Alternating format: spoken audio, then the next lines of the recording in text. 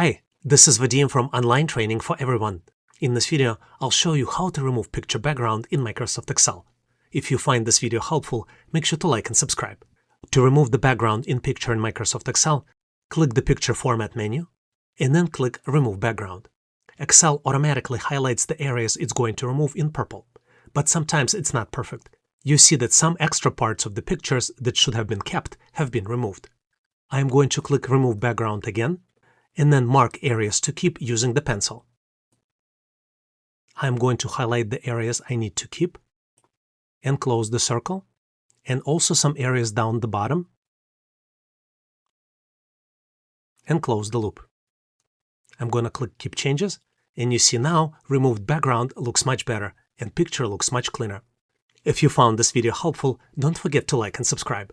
For more helpful tips and tutorials, visit Online Training for Everyone. Thanks for watching and have a great day.